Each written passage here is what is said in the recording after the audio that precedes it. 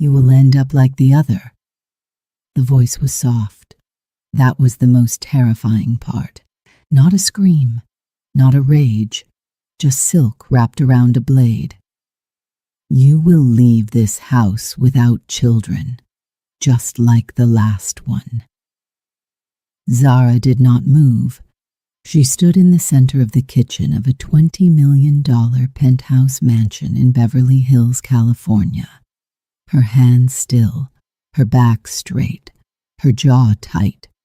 Outside the floor-to-ceiling windows, the Los Angeles skyline glittered like a promise. Inside, the air had turned to ice. "How dare you say that to me?" Zara said quietly. Madame Choi, Minjun's mother, turned slowly from the marble counter. She was 71 years old, small, immaculately dressed in a cream silk blouse, her silver hair pinned back with a jade clip, worth more than most people's cars. She looked at Zara the way a queen looks at a stain on the throne. "Since the day you walked into this house," Madame Choi said, "there has been no peace." "Peace does not disappear on its own," Zara replied, her voice steady, though her hands trembled beneath the counter. "Someone removes it." Madame Choi's eyes narrowed. "You are not worthy of being my son's wife." "Then why did you accept me at the wedding?"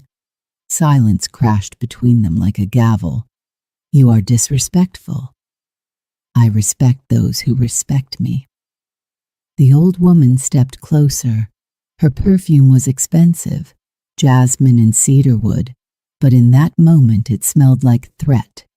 She tilted her head and looked at Zara's stomach with an expression that was not curiosity.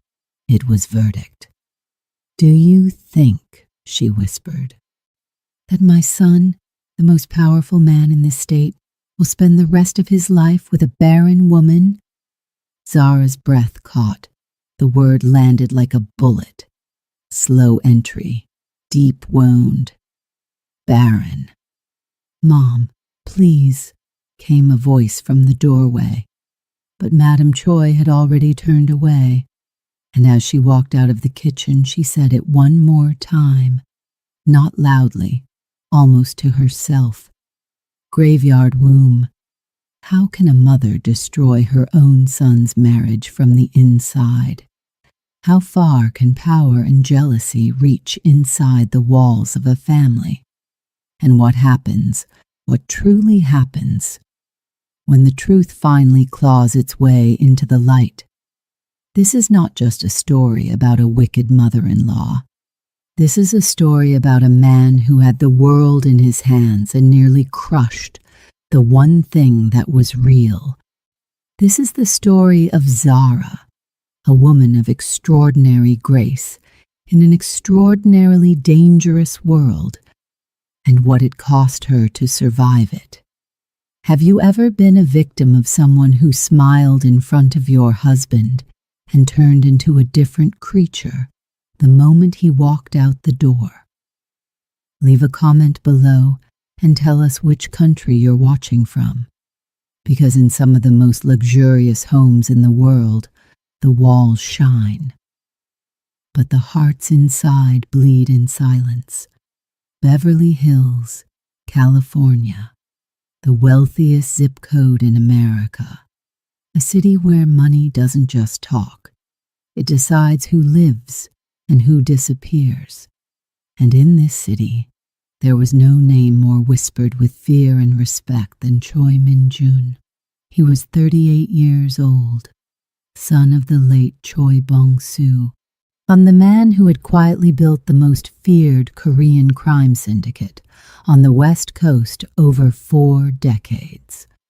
Min-jun had inherited not just the empire, the real estate, the import networks, the private security firms that were not entirely about security, but also the discipline, the silence, and the absolute loyalty that came with it.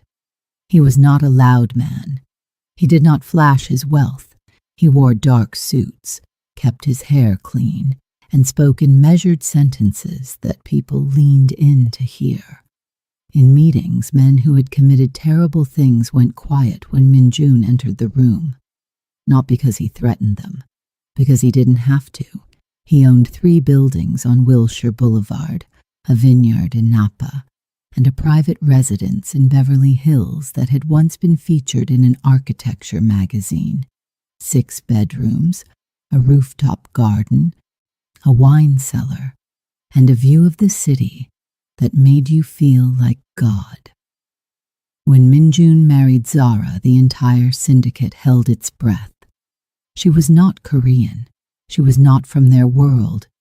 She was a 29-year-old black woman from Atlanta, Georgia, a graduate of Spelman College, a former interior architect who had met Minjun at a charity gala in downtown Los Angeles, and somehow, over the next 18 months, become the only person on earth who could make him laugh without trying.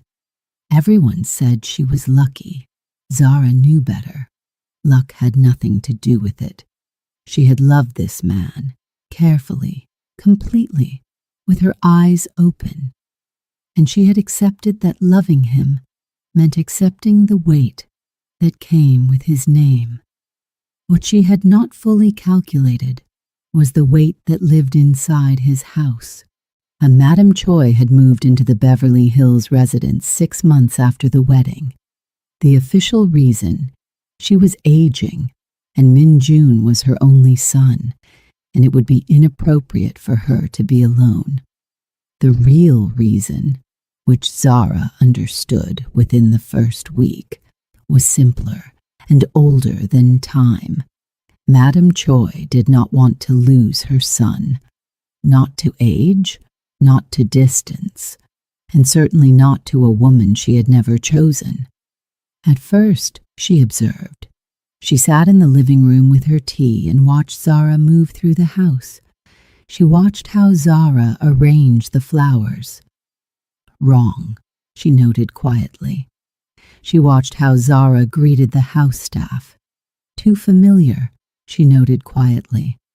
She watched how Zara touched Minjun's arm when she spoke to him, how Minjun's face changed when Zara walked into a room. That last one she noted loudly, inside herself, how where the jealousy lived.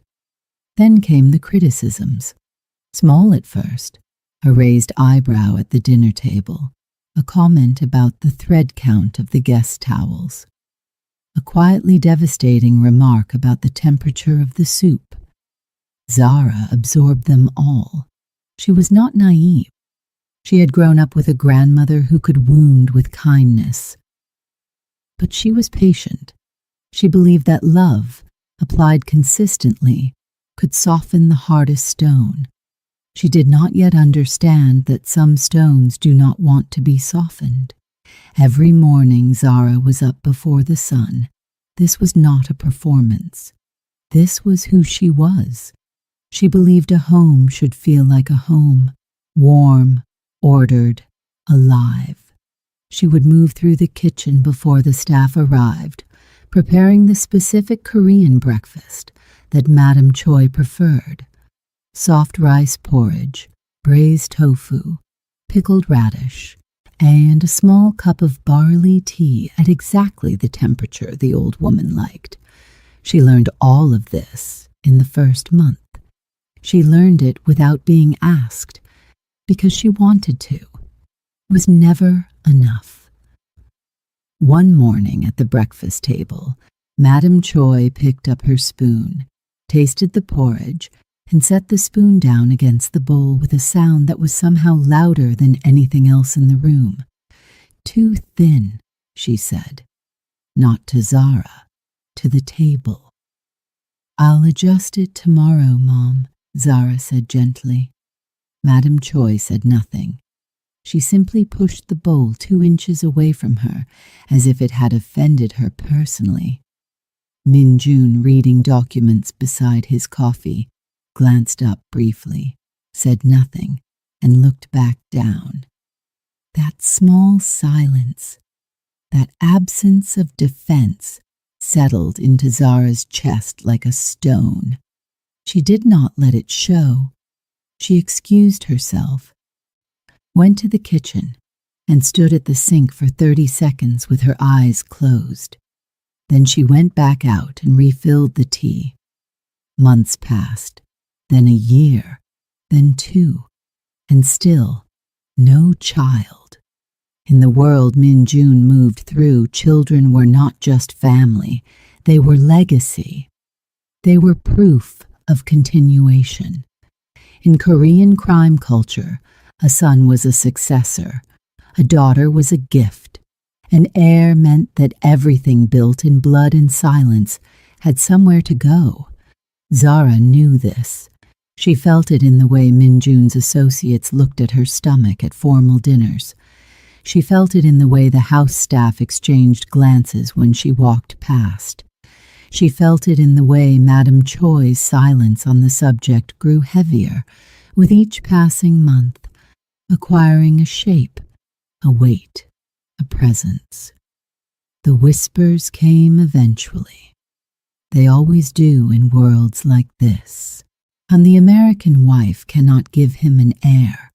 He should have married within the community. The old Don would never have allowed this match. Zara did not know all of what was being said, but she felt the shape of it.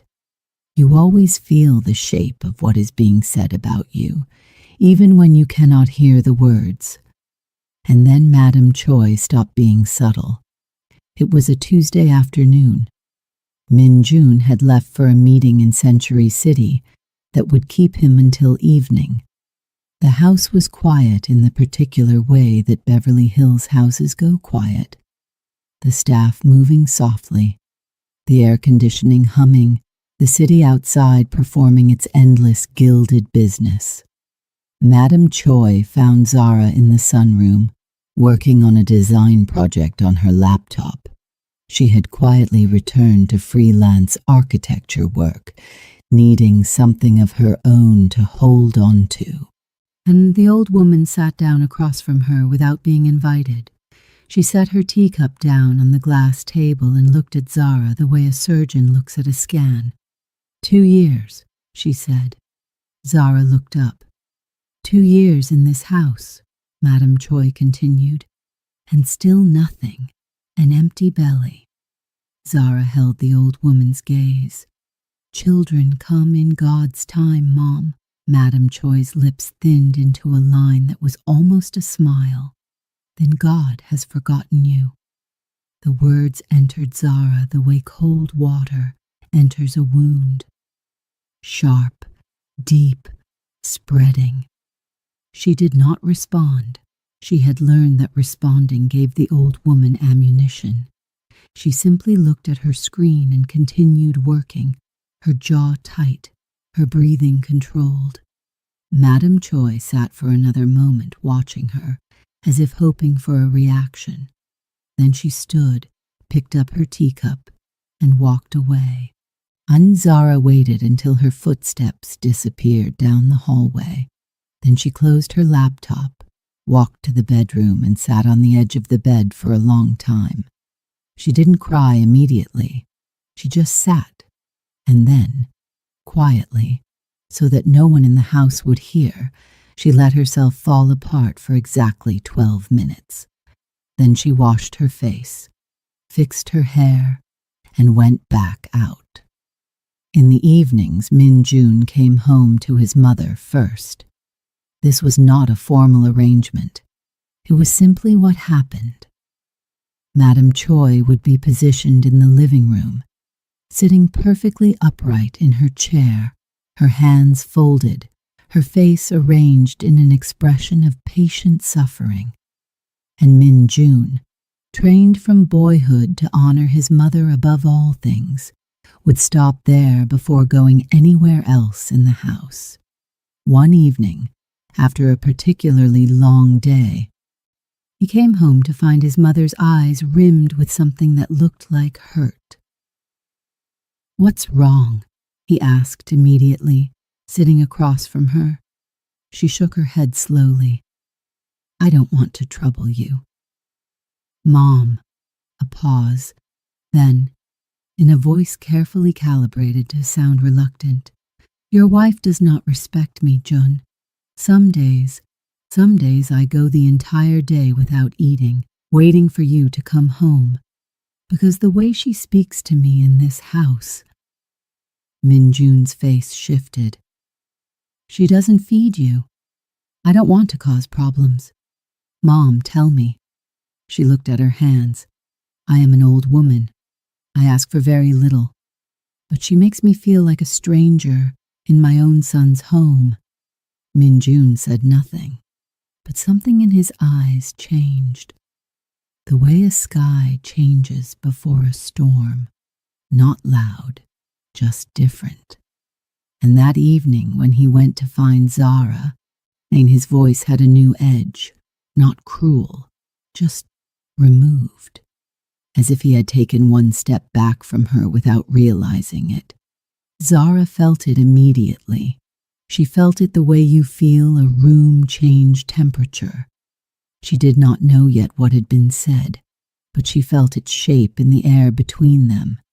Days became weeks. The warmth that had always been the private language between Zara and Minjun began to cool at the edges. He was not unkind. Minjun was never unkind. It was not in his nature, but he was present less. He worked longer hours. When he came home, he was absorbed in his phone, in his documents, in his mother's quiet performances of suffering.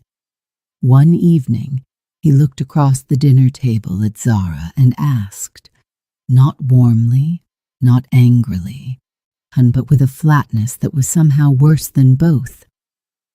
Why do you disrespect my mother? Zara set down her fork. I would never disrespect her, she said. I have only ever shown her respect. Minjun held her gaze. She has no reason to lie. 4 words. She has no reason to lie. And in those 4 words, Zara heard something break. Not loudly, not dramatically, but the way a hairline fracture sounds. Small, final. So you believe, she said carefully, that I am capable of mistreating your mother? Minjun didn't answer immediately. That was its own answer. Zara looked at him for a long moment. This man she had chosen. This man who could silence a room of dangerous men with one look. This man who had once sat with her on a rooftop in Malibu and told her she was the only peace he had ever known. And she felt the distance between them, like a physical thing. I see, she said. She picked her fork back up. She finished her dinner. She excused herself. And that night, alone in the bathroom with the shower running so no one would hear her, she spoke to God. Lord, if I am meant to leave to find peace, show me the way. The arguments came after that. Slowly at first, then with the terrible momentum of things that have been accumulating in silence for too long. Minjun accused without intending to. Zara defended without being heard. Every absence he took on business became an opportunity. Every closed door was an invitation for Madame Choi to step through and deliver another verdict. Do you think, the old woman said one morning, finding Zara alone in the kitchen, that a man like my son, who could have any woman in California, will stay with a useless woman? Zara was quiet. He needs an heir, not a decoration. Zara turned to face her. Her voice, when it came, was very quiet. I pray for you. I want you to know that. Every night. Madame Choi looked at her with an expression that was not contempt exactly. It was something colder. Dismissal. She walked out. Zara stood in the kitchen of a $20 million house in the middle of Beverly Hills, California, and felt more alone than she had ever felt in her life. She set down the knife she was holding She folded both arms over her chest.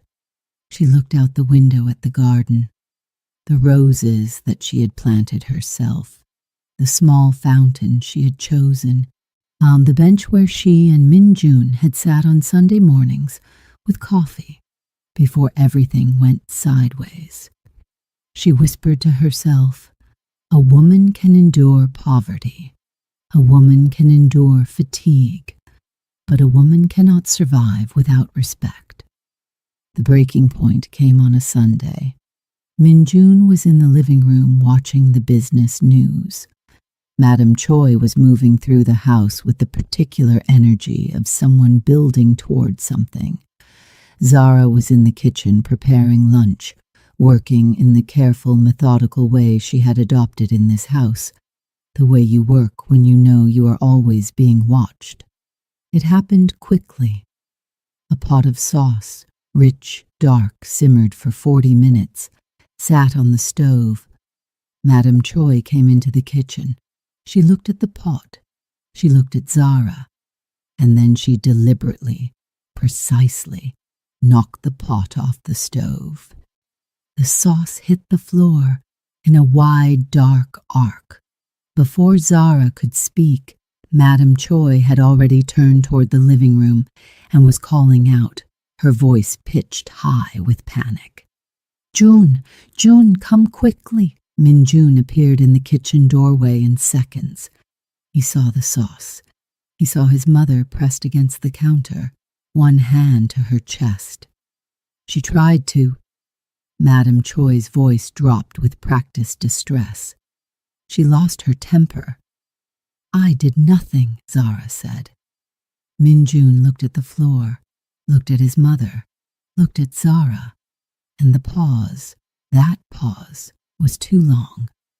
"Zara," he said, in a voice that had made dangerous men step back. "Enough, that's enough." Something inside Zara went very still. 2 years, she said. Her voice was calm, completely, frighteningly calm. 2 years, Min-jun. And not once have you stood in front of me. Not one time. He said nothing. A husband's job, the most basic job, is to protect his wife. You have never done that, not once in this house. The words landed. She saw them land. She saw something move behind his eyes. Not anger, but the complicated defensive shame of a man who knows he is being told the truth. But he said nothing. He turned and walked back to the living room. Zara stood in the kitchen with the sauce on the floor and the silence pressing in from every direction. She looked at Madame Choi, who had settled back into the expression of an innocent woman, and Zara understood, completely, finally, without room for doubt. This house would not change, not while she was choosing to remain. That night, she did not cry. She lay on her side of the bed, their bed, in this enormous thing with white linen sheets that she had chosen, and she looked at the ceiling for a long time. Min-jun was on his side, facing away from her. The city hummed outside the window. Somewhere below, a car alarm pulsed twice and went quiet. She thought about everything, about the woman she had been when she walked into this house. Open, hopeful, genuinely believing that love was enough to build a bridge across any distance. About the woman she was now, smaller somehow, not in dignity, but in lightness. The laughter had been leaving her slowly, so slowly she hadn't noticed until it was gone. She thought about her mother in Atlanta, who had told her once, "Baby, a man who watches you suffer and does nothing has already made his choice. You just haven't accepted it yet." She thought about the baby she had been praying for, and the one she had not yet told Min-jun about. She pressed one hand flat against her stomach in the darkness. Quiet, warm. She closed her eyes. Lord, she whispered, if staying here means losing myself, then give me the strength to go. She made her decision before sunrise. She did not make it in anger. Anger was too unstable, too loud. She made it in the deep, quiet place where a woman arrives when she has exhausted every other option, and what remains is simply clarity. She rose before the house woke. She went to the walk-in closet and took a single carry-on bag, practical, black.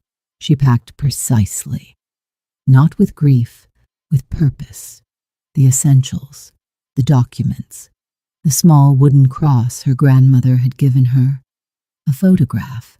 She did not take the jewelry. She did not take the designer things. She went to the bedside table on her side. She opened the small drawer and took out the ring, her engagement ring, 2 carats, Korean gold, chosen by Min Jun himself on a trip to Seoul. She held it for a moment in her palm, felt its weight, felt everything it had meant. Then she set it gently on the surface of the bedside table. Min Jun did not stir. She picked up her bag. She walked to the bedroom door.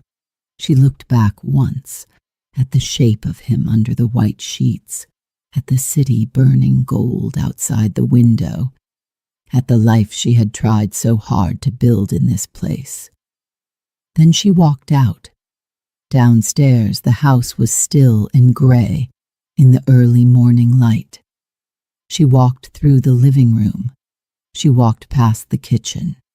She did not look at the garden. In the hallway near the front door, she stopped. Madame Choi was sitting in the armchair by the window. She was already awake, or perhaps she had never slept. She was dressed, her hands folded in her lap, her jade clip in her silver hair. She watched Zara cross the room with the carry-on bag. Her expression did not change, but her eyes, just for a moment, flickered with something that was almost triumph. Zara looked at her, directly, without malice, without performance, just looked at her, long enough for the old woman to understand that she was being seen, truly seen. Then Zara opened the front door and walked into the California morning. The door closed behind her. In the living room of the most expensive house in Beverly Hills, Madame Choi sat in her armchair, and she smiled. She had finally gotten what she wanted. The morning after Zara left, Min Jun woke up and reached across the bed without opening his eyes.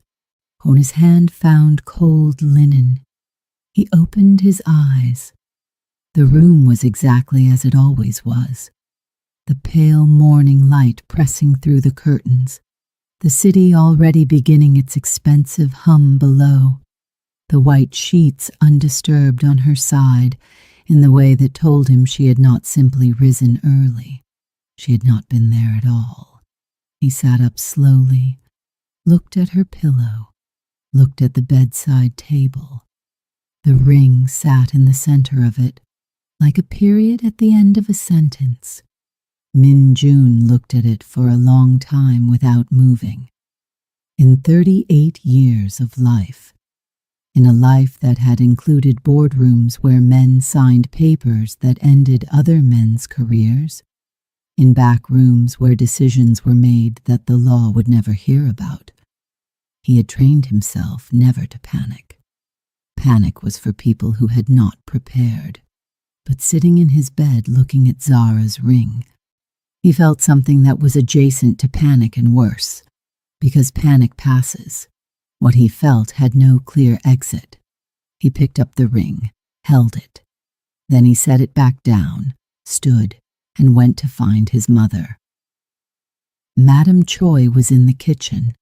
The staff had not yet arrived, and she had made her own tea, the barley tea that Zara had learned to prepare at exactly the right temperature. She was sitting at the breakfast table, her posture perfect, her expression composed in the way of a woman who has decided in advance how she will appear. She left, Minjun said from the doorway. His mother looked up. I know. He said nothing for a moment. Did you speak to her last night? I was in my room. He studied her. In his business, in the world he had inherited, reading people was survival. He could hear a lie in the rhythm of a sentence and see deception in the millisecond before a man's eyes steadied. He had built an empire on that skill. But this was his mother, and when it came to his mother, that skill had always gone quiet. Because you do not want to use that skill on the person who raised you. Because some truths, when you find them inside your own family, cost more than you have. She will come back, Madame Choi said gently, lifting her tea. Women like that always do. Minjun looked at his mother for 3 seconds longer than was comfortable. Then he went back upstairs. He called Zara's phone.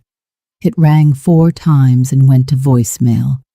Her voice on the recording was professional, warm, the voice of the woman who used to hum while she watered the garden roses at 7 in the morning. He did not leave a message.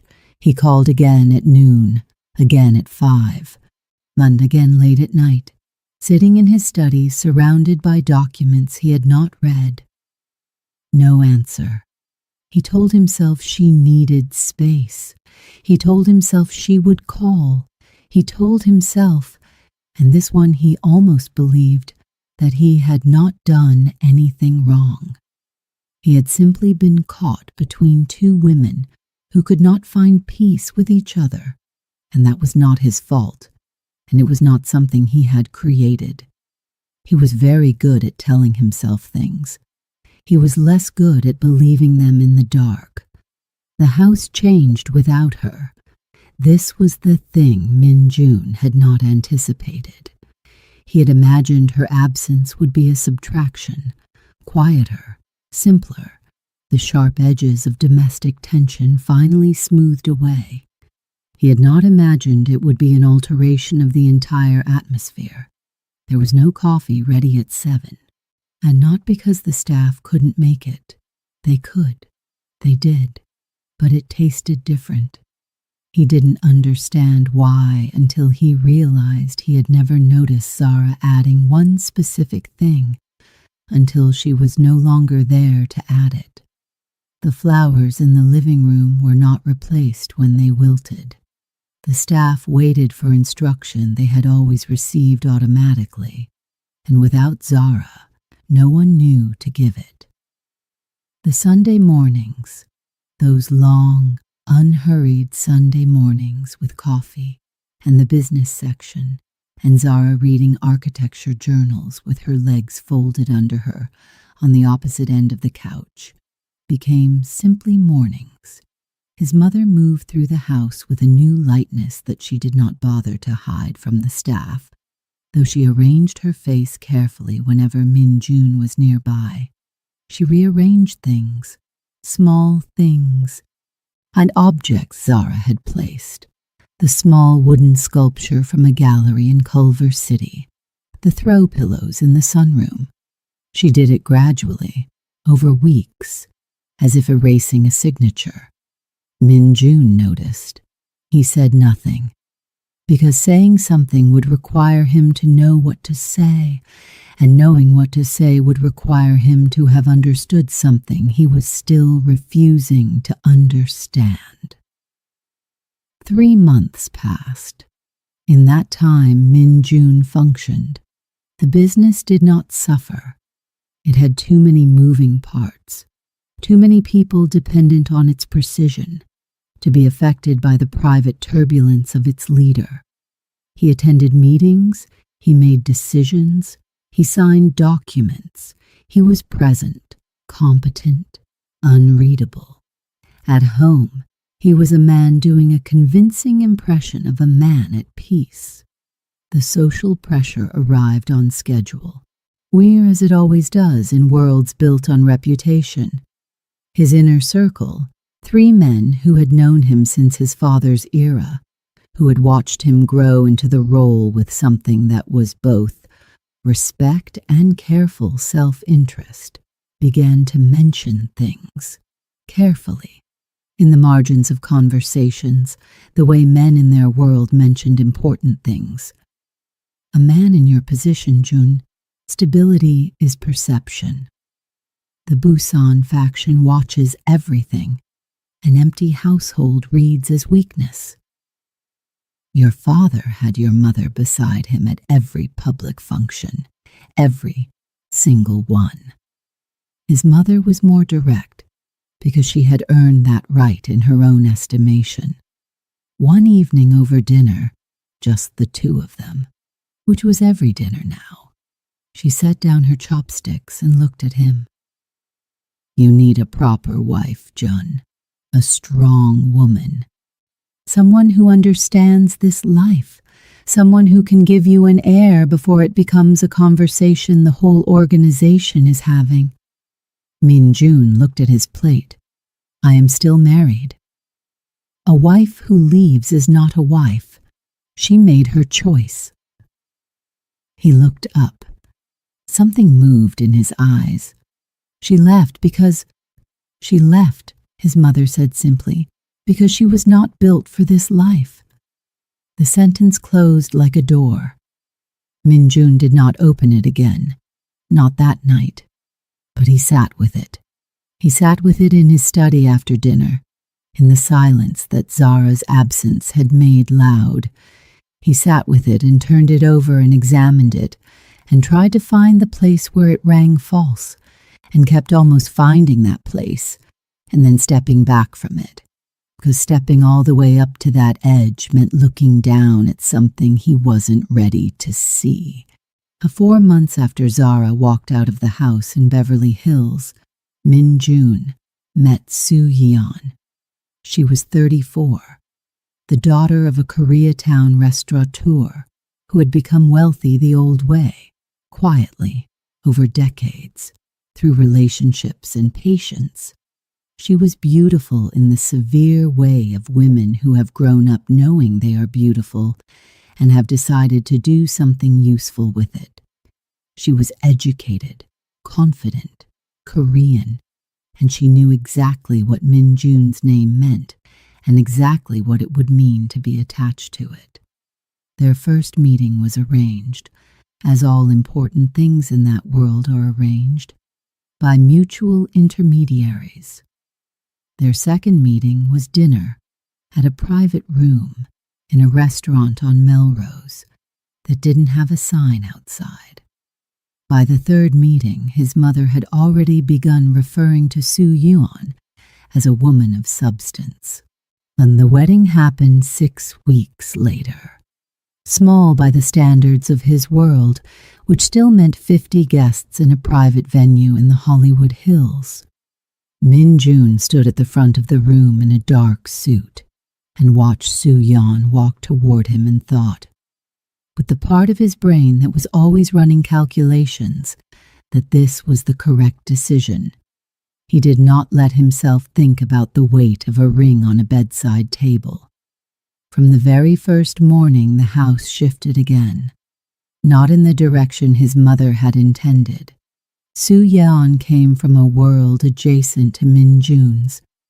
She understood hierarchy. She understood power. She understood performance.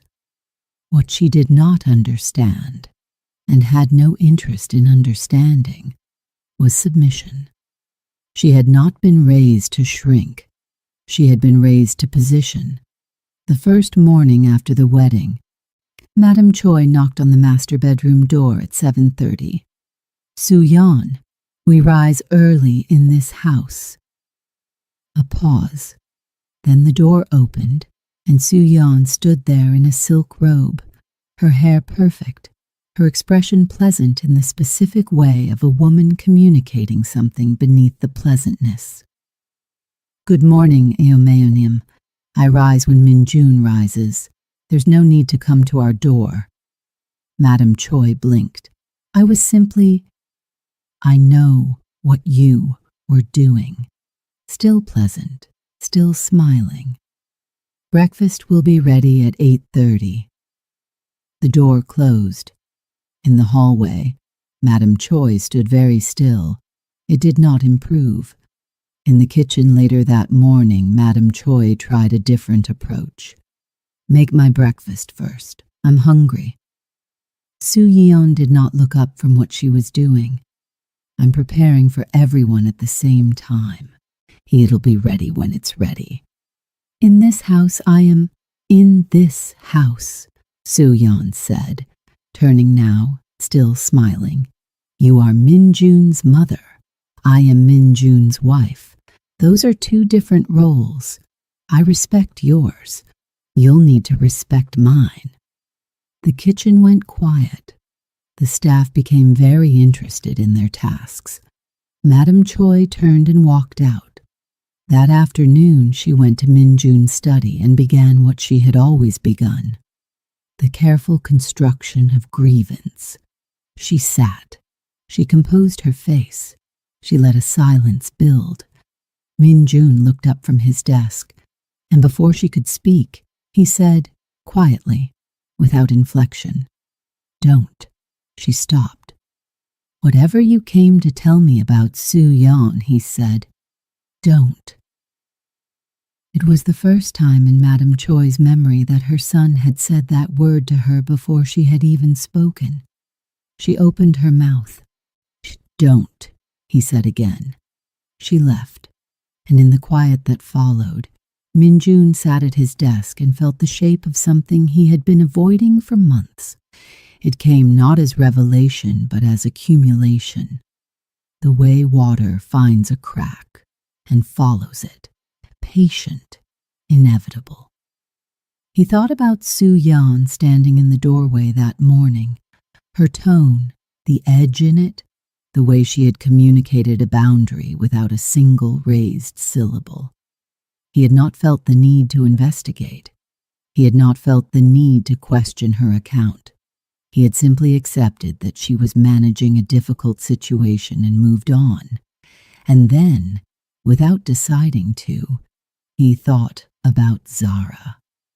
How many times had he come home to his mother's carefully constructed suffering, and never once, not once, walked down the hall to ask Zara for her account? How many times had he heard your wife disrespects me and treated it as fact instead of allegation? The thought arrived fully formed, and he could not put it back. He had given his mother the verdict before he ran the trial. He closed the file he was pretending to read. He sat in his very expensive chair, in his very powerful office, and felt, for the first time in a long time, like a man who had gotten something profoundly, irreversibly wrong. 5 months after the wedding to Su Yeon, something else happened. It was a Tuesday evening, unremarkable in every external sense. Minjun was in the living room. His mother was in her room. Su Yeon was at dinner with her own family. She maintained a life outside these walls with a purposefulness that Minjun now recognized as wisdom. His phone rang, and the name on the screen was Kim Dae-won, an old friend, one of the few people outside the organization that Minjun still spoke to freely. They had grown up in the same Koreatown neighborhood, attended the same school, diverged entirely in direction, and maintained the connection the way men do when they share a version of each other that no longer exists anywhere else. Minjun answered, Dae-won. Jun. A pause on the line, the kind of pause that precedes the kind of news that rearranges the air. Are you aware? Something cold moved through Minjun's chest. Aware of what? Another pause. Min-jun had made men nervous his entire adult life. He had never been on this side of a pause. Zara gave birth last night, Daewon said. A little girl. The world stopped. Not dramatically. Not the way it stops in films. Time with sound dropping and the frame going slow. It stopped the way it stops in real life. Everything continuing exactly as before, the air conditioning still humming, the city still glowing outside the window, and inside a man, everything going completely, utterly still. What? His voice came out wrong, too quiet. Last night, Cedars Sinai. Everyone is saying she's healthy, beautiful.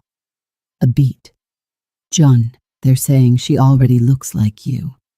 The phone stayed at his ear, but Min-jun had stopped hearing. His mind was already moving backward through time, counting months, weeks, the last nights he and Zara had shared before everything collapsed. The last morning she had been in their bed. Before the morning, she was not. The calculation was simple. The calculation was brutal. The child was his. Zara had been carrying his child when she left this house. She had been carrying his child when he failed to defend her, when he chose his mother's word over his wife's truth, when he watched her cross the living room with a single carry-on bag and let her walk out the front door. He lowered the phone slowly. His eyes moved across the living room, the room Zara had furnished, the room she had made warm, the room his mother had moved through like a quiet siege. And he saw it all differently in that moment, every object, every surface, every carefully rearranged piece of a life Zara had tried to build inside these walls.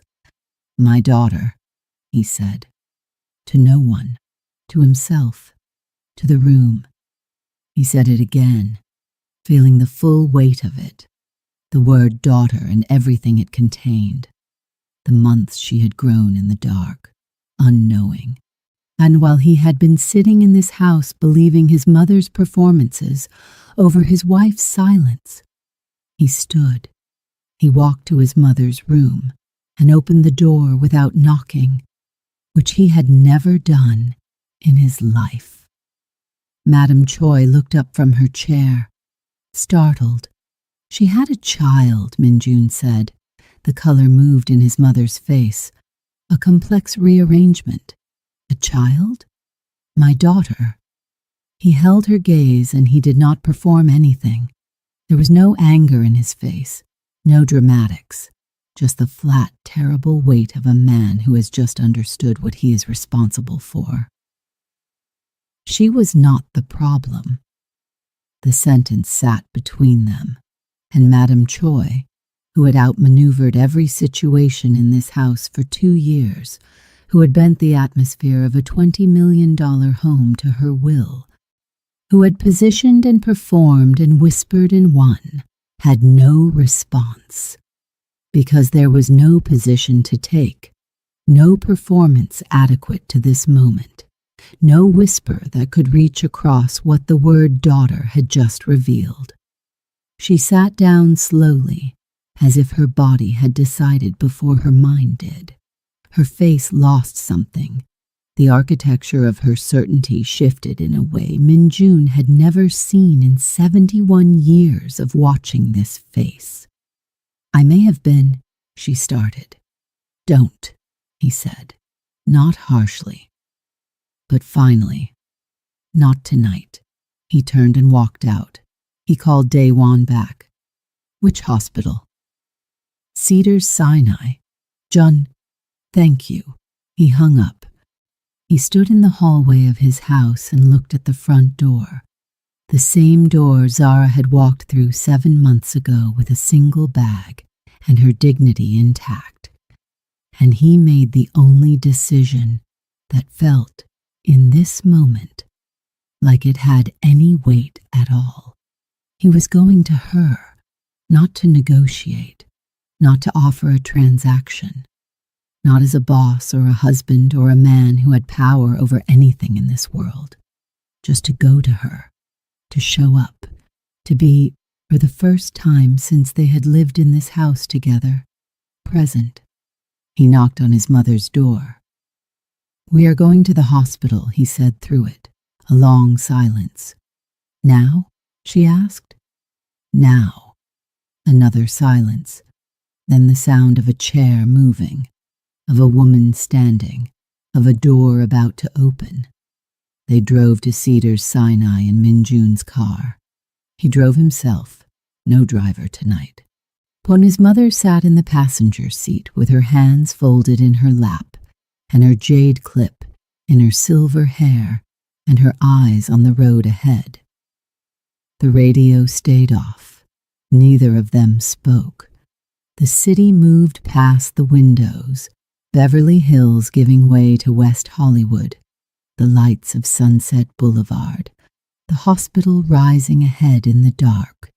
Minjun drove with both hands on the wheel and his jaw set, and his mind in a place that was neither the past nor the future, but the exact suspended moment of a man on his way to confront the consequences of who he has been. His mother held her scarf between her fingers. He could see her doing it from the corner of his eye, twisting it, releasing it, twisting it again. He thought about every evening he had come home and gone to her first, every time she had spoken and he had listened without question, every time Zara's eyes had searched his face for something, for backup, for belief, for the basic acknowledgement that she was not alone in this house. And he had looked away. He thought about Zara in the kitchen after the sauce incident. Her voice, that terrifyingly calm voice. 2 years, Minjun, and not once have you stood in front of me. Not one time. He had walked away from that sentence, walked back to the living room and sat in front of the television as if she had said nothing, as if she had not just spoken the most important truth that had ever been offered to him in that house. He had wasted it. He had simply wasted it. The hospital entrance appeared ahead. Minjun pulled into the parking structure, cut the engine, sat for a moment in the silence of a stopped car. His mother did not move either. Finally, and without looking at her, he said, "Whatever you are going to say to her tonight, make sure you mean it, because I will be listening." He heard her exhale, a long, slow exhale, the kind that carries something out of the body that has been held there too long. "I know," she said. He opened the door. They walked toward the entrance of Cedars Sinai together, the Korean mafia boss and his mother, moving through the fluorescent light of the hospital lobby at 11 o'clock at night, past the reception desk, toward the elevators, toward the floor where a woman who had survived everything this family had done to her was lying in a hospital bed with their daughter. The elevator doors opened. They stepped in. The doors closed. The elevator doors opened on the 4th floor of Cedars Sinai, and Minjun stepped out first. And the corridor was long and fluorescent and smelled of antiseptic and fresh linen. A nurse's station hummed at the far end. Somewhere behind a closed door, a newborn was crying, thin, fierce, alive. Minjun stopped walking. He stood in the middle of the corridor and listened to that cry and felt something move through him that he had no name for, something ancient, something that bypassed every wall he had ever built. His mother stopped beside him. She had heard it too. He could tell by the way her hand tightened around her scarf. He started walking again. Room 412. He found the number and stopped outside the door. Through the small rectangular window, he could see the edge of a hospital bed, a lamp throwing warm light, the city a dark glitter through the window beyond. He did not move immediately, and in 38 years, in all the rooms he had entered that required courage of one kind or another, boardrooms, back rooms, rooms where powerful men waited for him to make decisions that would not be reversed, he had never once stood outside a door and felt his hands uncertain. He felt them uncertain now. His mother stood one step behind him. He could hear her breathing. "When we go in," he said quietly, without turning around, "you will say what you mean, not what you have rehearsed, what you mean." A pause. "Yes," she said. He pushed the door open. The room was warm, softer than hospital rooms usually are. Someone had dimmed the overhead light, and the lamp beside the bed was doing most of the work, throwing everything in amber. The window showed Los Angeles at night, the city laid out like a circuit board, every light a life being lived at full speed below. And in the bed, Zara. She was lying propped against two pillows, her natural hair loose and spread around her, her warm, dark brown skin catching the lamplight. She was wearing a pale hospital gown, and she looked tired in the way of a woman who has crossed something enormous and come out the other side, not broken, not diminished, radiant. The newborn was against her chest, wrapped in white hospital cloth, the small face pointed upward and sleeping with the absolute confidence of the newly arrived. Zara looked up when the door opened. Her eyes found Min-Jun first. She did not speak. She did not arrange her face into anything. She simply looked at him, directly, completely, the way she had always looked at him before the house had taught her to look at the floor. He stopped at the threshold. The distance between them was 12 feet. It felt like everything. He looked at her. He looked at the child.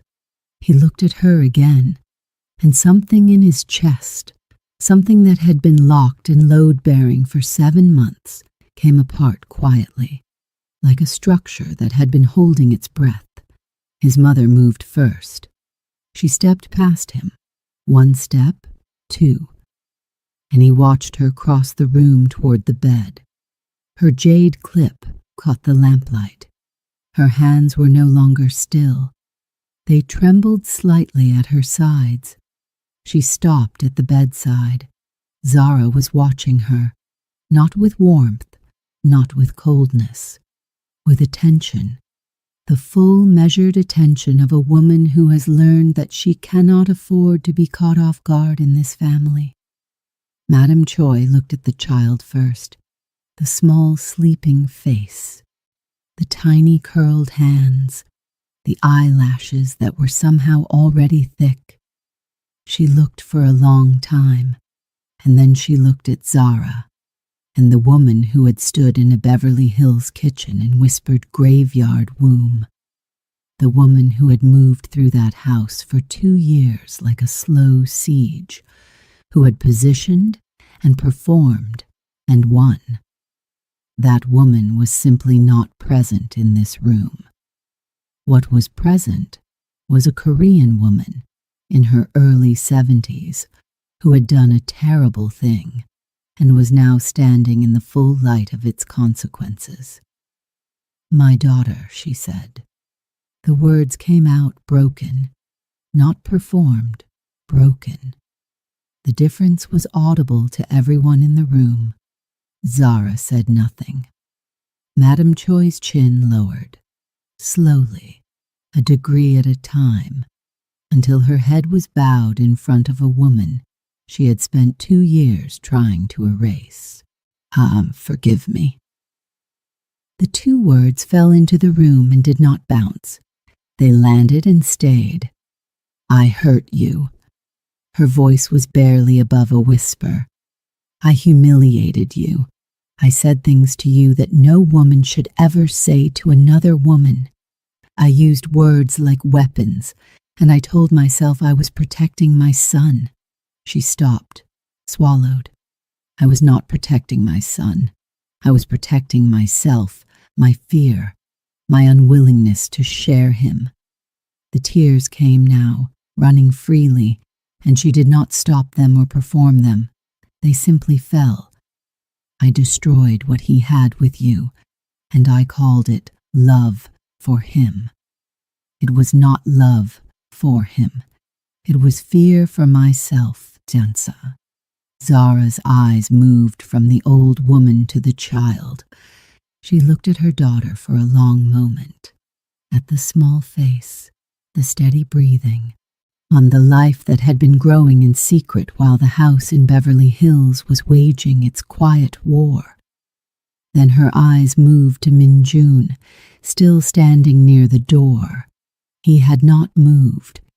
He was watching everything with dark eyes that were very open, very still. The eyes of a man who has decided that whatever happens in this room, he is going to stay present for all of it. He walked to the bed, not quickly, not dramatically, one foot, then the other, the way you walk towards something you know will cost you. He stood at the foot of the bed and looked at Zara and the child, and he opened his mouth and closed it once. The words were there.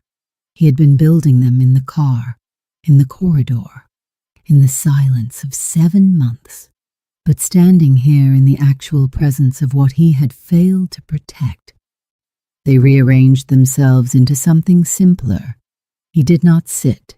He went to one knee.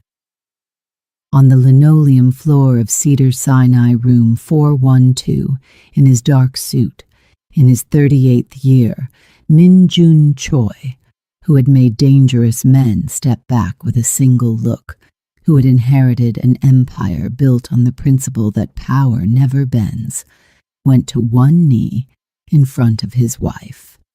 Not for the room. There was no room. There was only Zara. I left you alone, he said, at the moment when you needed me the most. His voice was steady. He had decided it would be steady. This was not a performance of grief. It was an accounting. Every morning you woke up before the house and gave this family everything you had. Every night I came home and walked past you to someone else's story. Every time you needed me to stand beside you, I found a reason to look away. He paused. I told myself it was complicated, that I was caught between two people I loved. But that was not true. I was not caught. I was choosing. I was choosing every single time. And I was choosing wrong. And I let you carry the weight of my wrong choices on a body that was already carrying our child. Zara's eyes had not moved from his face. I cannot erase what you endured in that house. I know that. I am not here to erase it. He held her gaze. I am here because you deserve to hear me say that I see it. All of it. The mornings. The words you absorbed. The tears you hid. The prayers you said alone because I was not the husband you prayed with. I see it. His jaw worked once. I failed to be a husband. I failed to protect you. Oh, those are not sentences I am saying to get something. They are sentences I am saying because they are true, and you deserve to have them said out loud, in front of witnesses, with my full name behind them. He looked up at her. Marry me again, not because it is correct, not because of the child, because I want to spend the rest of my life being the man in the room who stands in front of you. Every room, every time. The words settled, behind him, his mother was weeping without sound, the deep, private weeping of a woman who has finally understood what she owes. Zara looked at him for a long time. She looked at him the way she had looked at him at the beginning, fully, without armor, taking the full measure of what was being offered. And then she looked at her daughter, the small sleeping face, the child who had been with her through all of it, growing quietly and faithfully in the dark, through every insult, every cold dinner, every night she had pressed her hand to her own stomach and whispered, "I will get us out." She had gotten them out. She looked back at Minjun. "I need you to understand something," she said. Her voice was quiet and entirely clear, the voice of a woman who has done her crying and arrived at the other side. "I am not the woman who will lower her eyes when someone speaks to me with cruelty.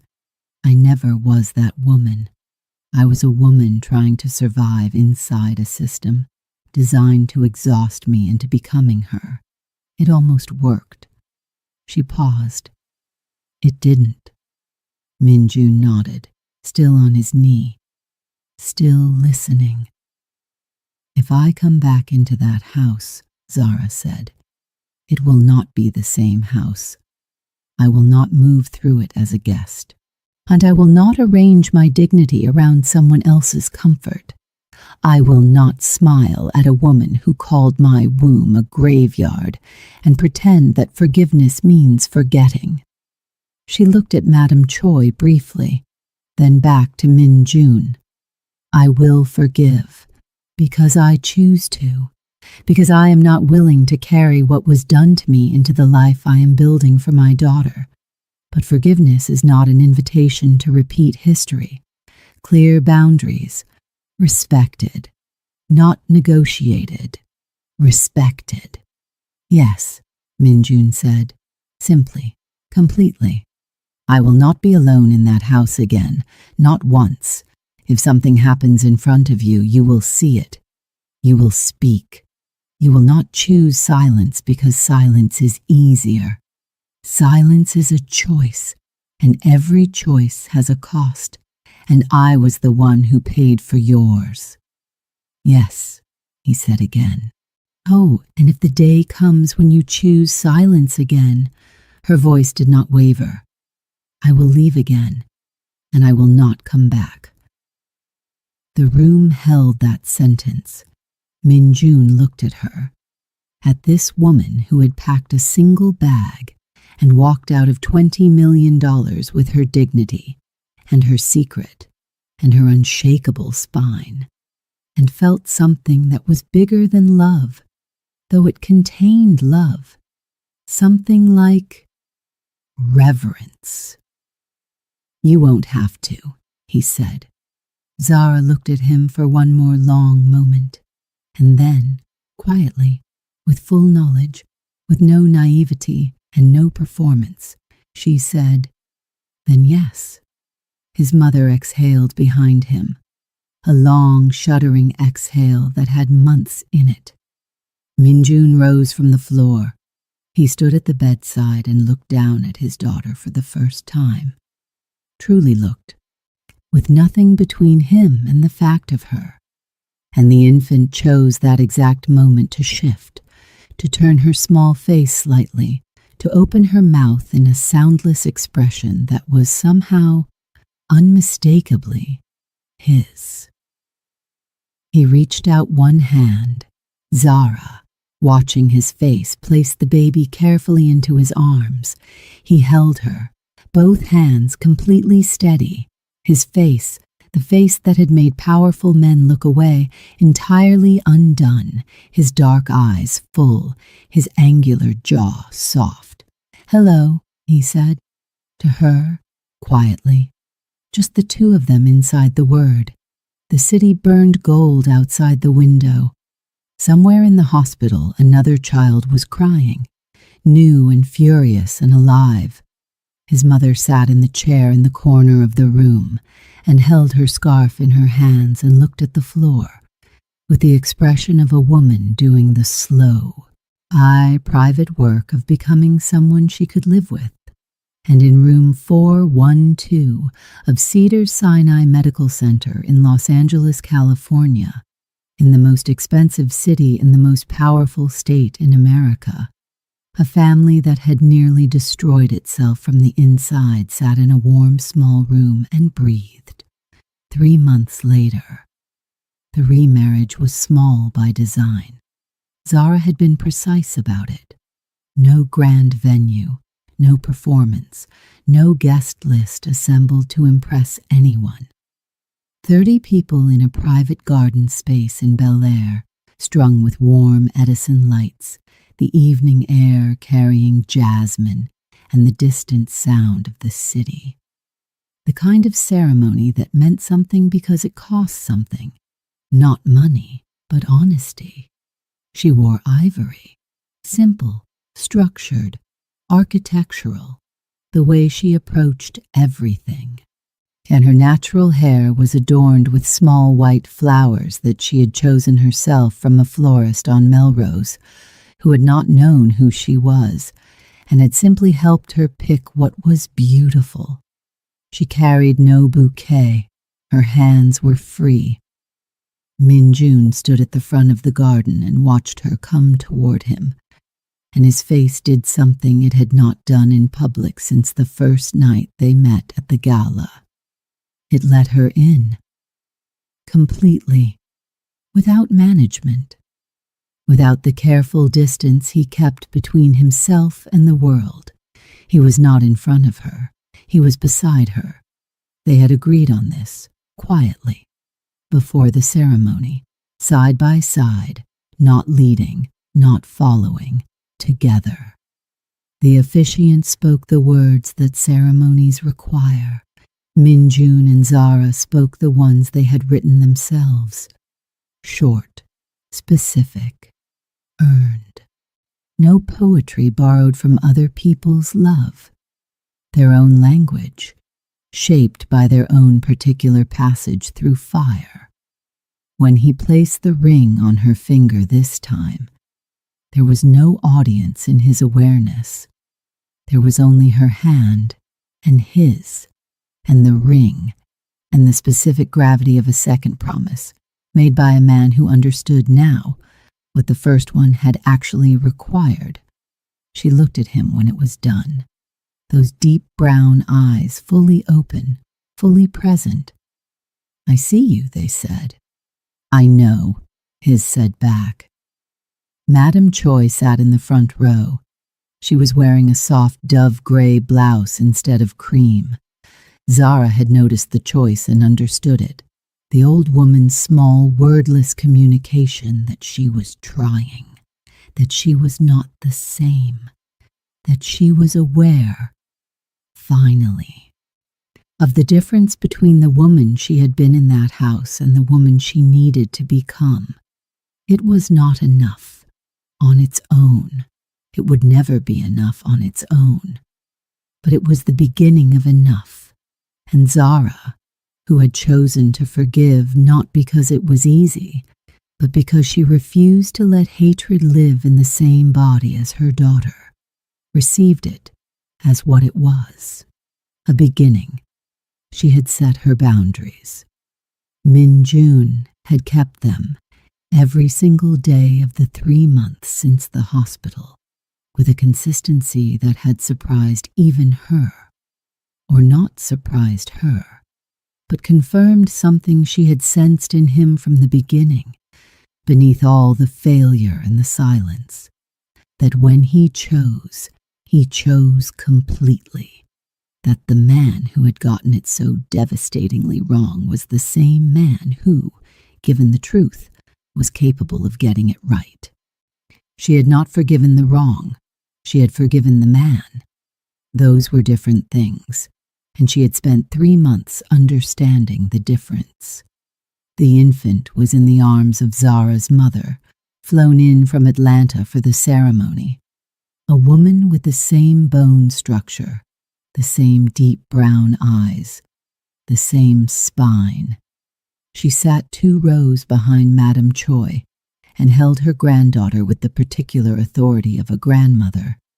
And when the officiant said, "You may now seal your vows," and Minjun cupped Zara's face and kissed her with the full quiet force of everything the story had cost them both, Zara's mother pressed her lips to the baby's head and closed her eyes. "Thank you," she whispered, "to God, to the city, to the universe that had not let her daughter disappear into a house that didn't deserve her." That evening, and after the guests had gone and the garden was quiet, and the Edison lights hung still in the warm Los Angeles air, Zara stood at the garden railing with her daughter in her arms. Minjun came to stand beside her. They looked out at the city. The lights spread below them in every direction. Millions of lives, millions of stories, all of them moving at full speed through the dark without knowing what was happening in any of the others. "What are you thinking?" he asked. She was quiet for a moment. The baby stirred slightly in her arms and settled. "I'm thinking," she said, "about the morning I left. I had a single bag. I had no plan. I had no destination. I just knew that staying meant losing something I could not afford to lose." He was listening. She could feel him listening, fully, the way he had learned to listen. "I thought I was leaving with nothing." She looked down at her daughter. "I was leaving with everything." A silence that was not empty. "She would have grown up watching you disappear," Minjun said quietly. "Into that house, into what my mother was doing to you, into my silence." He paused. "She was protected from that, because you left." Zara looked at him. "You were protected too," she said. "You just didn't know it yet." He looked at her for a long moment. Then he put his arm around her. Not as a gesture, not for anyone watching, just because she was beside him and she was his wife, and the city was spread below them like an offering. And she leaned into him slightly, with the ease of a woman who has decided that this is safe now, and she is allowed to take up space. The baby slept between them, warm and entire, and completely unbothered by the cost of her own arrival. This is what the story was always about. Not the cruelty, not the manipulation, not the power of a name, or the weight of a house, or the way a family can turn inward and devour its own. This story was always about what survives. A woman who packed one bag and walked out of $20 million because she understood, in her body, in her bones, in the quiet clarity of a sleepless night, that dignity is not a luxury, that self-respect is not arrogance, that a woman who leaves a place that refuses to honor her is not running away. She is running toward herself, toward her daughter, toward the version of her life that was waiting on the other side of the door she had the courage to open. A home is not destroyed in a day, but it can be rebuilt if the right people decide finally to tell the truth. If you have ever been the woman in this story, the one absorbing what should never have been directed at her, the one staying up past midnight wondering if endurance and love are the same thing, hear this: they are not the same thing. Love asks you to stay. Dignity tells you when to go. And the wisest women in the world are the ones who know the difference. This story was for you. Leave your country in the comments. Tell us if you think she was right to go. Tell us if you think he deserved the second chance. And before you leave, remember this: silence can destroy a marriage faster than any argument. A husband who watches his wife suffer and says nothing has already made his choice. And a woman who walks out with nothing but her dignity, walks out with the most powerful thing in the room,